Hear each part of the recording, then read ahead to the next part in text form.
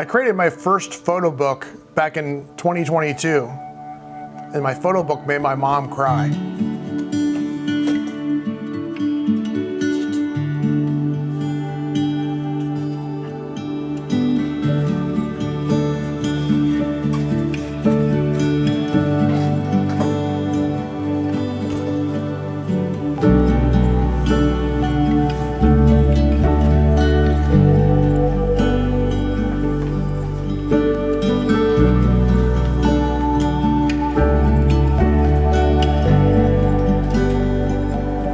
Well, that wasn't the intent of me creating this first photo book, maybe a little bit. But in this video, I want to just talk a little bit about what this first photo book was, why it was so special, not only to my entire family, myself, and my mother, who I did indeed make cry as I gave her this as a gift. But also just want to talk to you a little bit about my thought process behind the creation of this, and also a couple of tips on creating my first photo book. Definitely not my last, and there'll be another video about my second photo book that I've already produced. But I want to give you some insights into this, my first photo book. So as you may or may not be able to see on your screen, on the front of this book, you'll see that it has my father's name, actually, Ernie Dietz. So this photo book was actually created of a compilation of photos that my dad took. And we'll see if I get emotional during this video as well, because unfortunately my dad passed away from cancer about 5 years ago now. And after he passed away, one of the things I wanted to do was to kind of create a memory, a lasting memory of his photography work, but also wanted something as a gift to my family, and something that, again, I could take some of his work and not just have it on a hard drive or on a defunct social media platform, but having a physical presence that I could always kind of reference and pull off the shelf when I wanted to. So as a little bit of additional background, my dad was a very avid photographer. He dabbled in a little bit of everything. Like me, he typically never got paid for it, but on a few rare occasions, he would get paid for it. I'd say I probably have made more money in photography than he has, but it was purely just the love of photography. And I'm not sure where it started with him. Unfortunately, I never really had that discussion. Never really had a chance to talk to him and ask him about what it was about photography that captured his interest. But I think it was really just the opportunity to get out of the house, to explore, to engage with the local community, but also as a creative outlet as well. Now, I think my dad was a pretty good photographer. I wouldn't say he was an expert, but there are certainly some things that over the course of time I've realized that are kind of similarities, I guess, between the two of us in photography. One of which was that he also had gear acquisition syndrome, otherwise known as GAS. If you watched a couple of my other videos, I mentioned this a few times now of having gear acquisition syndrome. My dad was definitely the same way, but also probably even worse, because there was always some sort of new gadget that he learned about on YouTube, or he saw in a photography magazine, or somebody mentioned to him at a photo meetup that he was always kind of dabbling with. But he kind of took photos of a little bit of everything. One of the things he probably took the most photos of was off the front porch in the wintertime. I can't tell you the number of photos that I saw of wintertime and capturing the quantity of snow that was received in eastern Pennsylvania from the front of the house. A lot of photos of our street in front of our house and the snow in the wintertime. But he really captured a little bit of everything when it came to landscapes, what little travel he did, some travel photography. But I will say, in all honesty and all sincerity, one of the things he liked to photograph the most was also events and activities and historical related content from around our small town and our area. Our area of eastern Pennsylvania is known as the Slate Belt area. The Slate Belt region is in Northampton County, Pennsylvania. Our family has some very deep historical roots there and ancestry there. My dad spent his whole life growing up in that area, and was an auto mechanic for probably close to 40 years of his life as well. And so photography was something that was a nice hobby for him. something that he developed a skill around over a period of time. And again, one of the things he liked to capture a lot of was community-related events. So there's a lot of that kind of work in this photo book as well. So when I decided to make this photo book, one of the challenges was that I decided very last minute that I wanted to do this book. So the idea kind of came to me in mid to late October that I wanted to go through the archives of all of his photos, and the archives of the archives and the archives of the archives. My dad did a lot of redundancy backup of his photos, and so we'll talk more about that here in a second, but what I really wanted to do is create that in time for Christmas. So that created some challenges, first of all, in the amount of time that I had to put into it, into a short period of time to create the book. Probably some things I would have done differently if I had more time, but also being able to get the books in time to actually deliver on Christmas Day also was not a reality. And we'll talk more about why that was not a reality here in a minute. So there was a lot of unknowns when I started that journey. I'd never created a photo book before of any kind, not even just something small, cheap, affordable, thrown together, vacation photos, nothing. I really never created a photo book before. So I wanted it to be good. I wanted it to be of good quality. I wanted it to be something that my family would cherish, not just throw random photos into a book. So I had to think about, where do I want to begin? What's the first step in that process? Would I be able to even get it done in time? Which I kind of did, as I alluded to. How would I narrow down the thousands of photos that my dad took and select the best of the best that I wanted to put into the book? Where would I get the book printed? What would be the delivery time? What would be the cost? And probably most importantly, would any of my family even care? Because this was a surprise gift they didn't know I was creating. So would it be something that they actually enjoyed?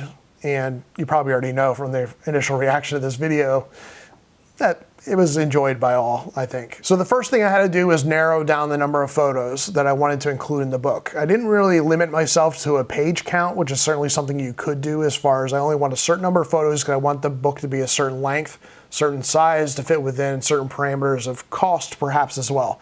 I wasn't as concerned about that. I wanted a reasonable number of photos. Didn't want to make it too small, but also didn't want to include every photo he had ever taken. So the first step was really to sort through, and I'm not joking, the tens and tens of thousands of photos that my dad took over the course of 15, 20, 30 years. And this didn't date back to the film days. I didn't go back into the film strips and try to pull content from there. It was ever since the digital era, so this was all digital photos that he had stored on hard drives, but it was still a very daunting task to be able to go through all of the quantity of photos he had. And really, it was a series of culling through that content to get it to a manageable number. So, first phase was just any photo that caught my attention, any photo that I thought was a tremendous, example of his work. And it didn't matter what the subject content was, but just started making copies of all that off those hard drives into one general folder.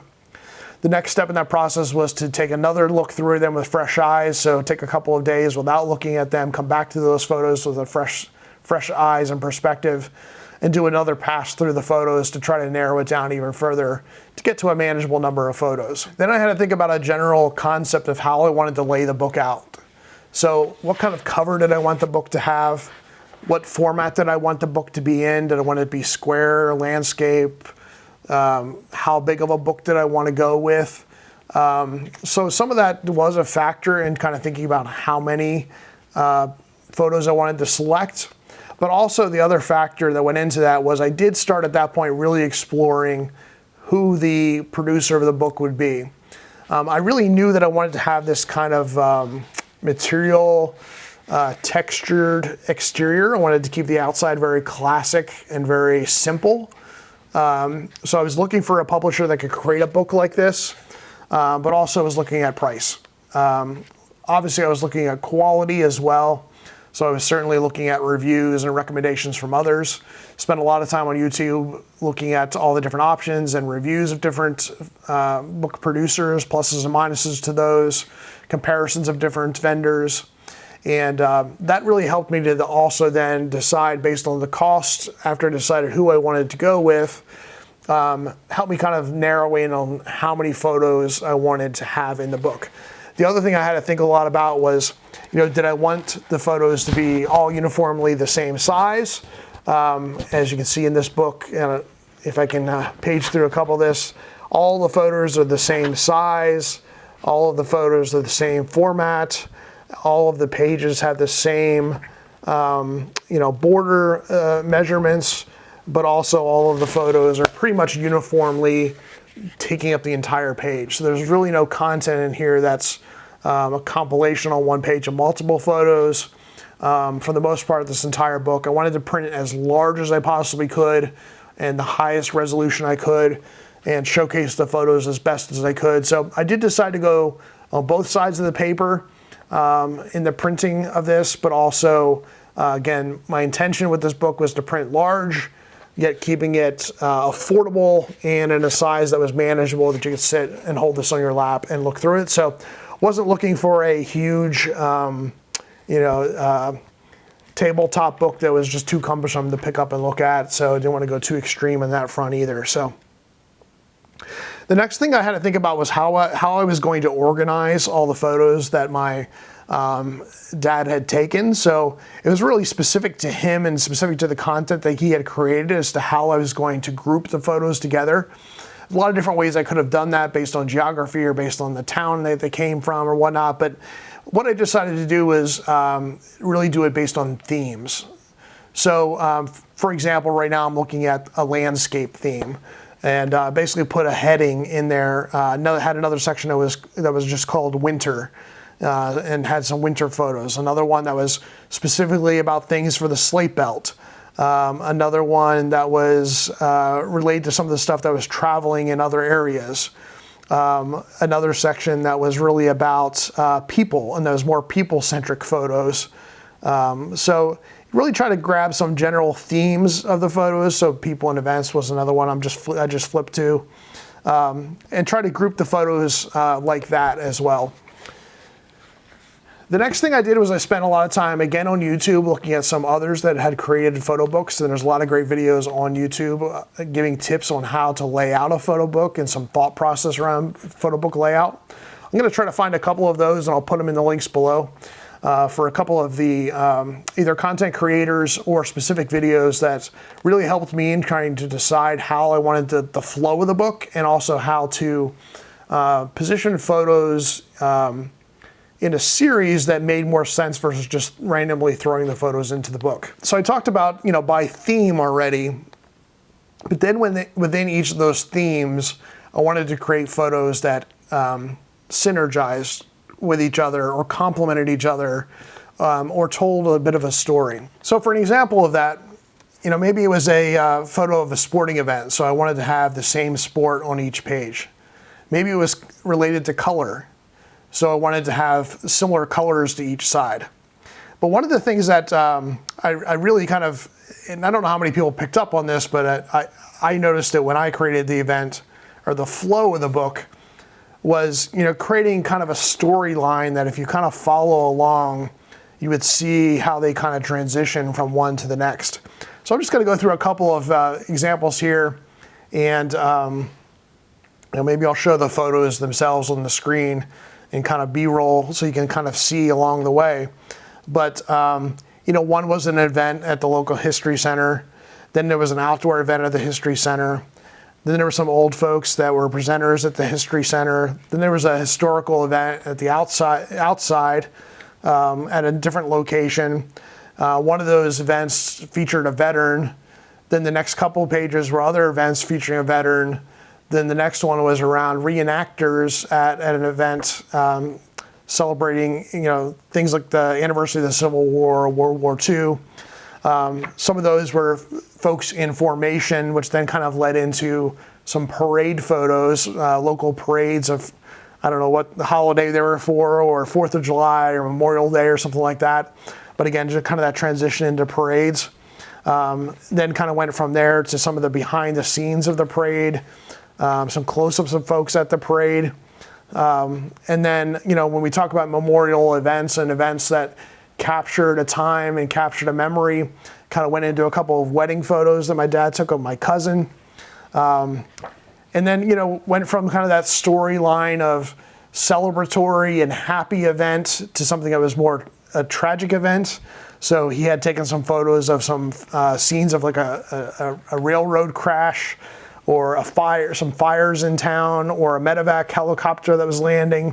So there's a series of photos around firefighters and first responders, and kind of that again from the happiness of life to the not so happy moments of life kind of transition. I thought was kind of an interesting way to have the photos flow, and then going from like a fire department to photos of a bonfire that was taking place at a local high school as part of the celebration of the rivalry football game. So there's some themes like that, and as we then went from the pep rally and the bonfire at a football game to some photos of actual sports, like my cousin playing soccer or a baseball game that he went to. So that was kind of some of the ways I tried to have the content flow together and create kind of a storyline, and whether consciously or subconsciously you might have thought about like, oh, that makes sense that I'm seeing that photo next, and kind of in your brain. So there was a lot of time spent on that sequencing and trial and error. For this particular book, I did that digitally. So within the software platform of the bookmaker that I utilized, I just basically moved stuff around within that design platform. And that's how I went about ordering the content of the book, after having created subfolders on my computer with the themes that I wanted in the book. So that's how I went about it with this book. Again, lesson learned. I approached my second book very differently in the way that I did that, and we'll talk about that in another video, but that's how I approached it with this one. So I kept mentioning a printing company that I decided on. It wasn't until later in my notes, that's why I didn't mention exactly who, but I ended up going with Photo Book America.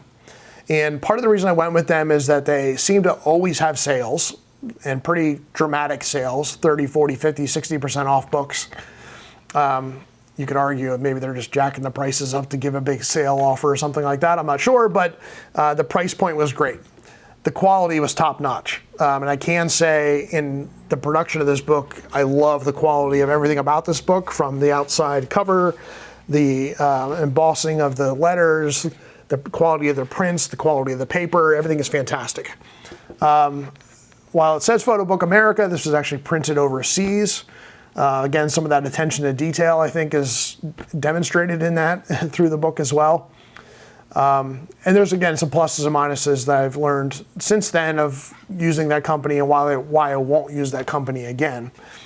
But I ordered one copy of the book as a kind of a proof copy, because I wanted to make sure that the book was laid out the way I wanted it to, that the margins. One of the challenges with the template tool was that until later, I finally found a ruler functionality. I wasn't sure that all of the pages and photos were lined up the same on every single page. So I wanted to be able to proof that. I wanted to be able to get a sense of the exterior and the print quality and the quality of the photos themselves, the quality of the paper. I wasn't sure about all that, so I didn't want to order the multiple copies of the book that I wanted for all my family members until I did the proof of concept book. So I was pretty well pleased. I made a couple small tweaks to the design before I did additional prints, but that obviously did slow down the process, especially because it was now up into Thanksgiving when I was finally getting to the point of doing the full book layout. Had gotten through all the photos at that point. It was at a point where I was about ready to order. So it was, again, kind of an expedited process. And I was kind of in crunch time to get the book finished and get that first copy in. So to give you an idea of price, this was an 8.5 by 11 size book. And depending upon when I ordered, the books ranged in price from $165 to $219. Depending upon what sales they were offering at the time, as well as the quantity that I was ordering at that time. I did not include page numbers in this book, and I no longer have access to the information in their portal to know how many pages this was, but I think this was around 180 pages. You can see it's a pretty significantly thick book as well. Pretty thick paper, double-sided on the photos. So I think this was around 180 pages or so size book. So not cheap by any means. Again, $165 to $220-ish for each copy of this book. If I would have printed higher volume and quantity, I probably got a better price, but I wasn't looking for high quantity on this. Actually, of this particular book, only 5 copies of this book exist. So I made a copy for my mom, my brother, my dad's sister, my uncle, who is like the best friend of my dad, and then this copy for myself. Those are the only 5 copies of this book that exist and that I made. But I will be making another version of this book that will be available for those watching this video or for folks in general. I do want to create a book that people in the community can also purchase and cherish. There'll be a couple small changes I'll make to this. The first change is that unfortunately, Photo Book America, if you don't reorder a book over a certain period of time, they delete the files off of their system. So all the work I did in laying this book out and designing and making sure the margins were all the same, etc., is now gone. So I'd have to basically start totally from scratch. That kind of ticked me off, to be honest with you. So I'm not going to go with them again. Plus, when I redo this book, it's not going to have the same exterior and material of the cover.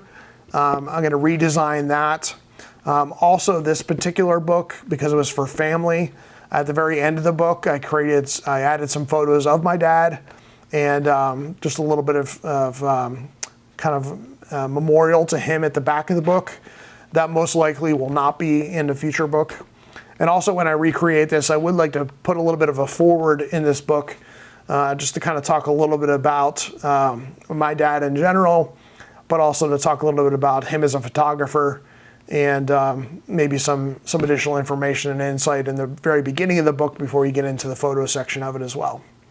Not sure if I'm going to change the size of the book. I do kind of like this size and format, so I'm going to try to keep it to that. And then, of course, I'm going to try to keep it in a way that is affordable. So maybe I'll go, and high probability I'm going to go with who I utilized to create my second photo book, which, if you've been paying any attention, is right here above my shoulder.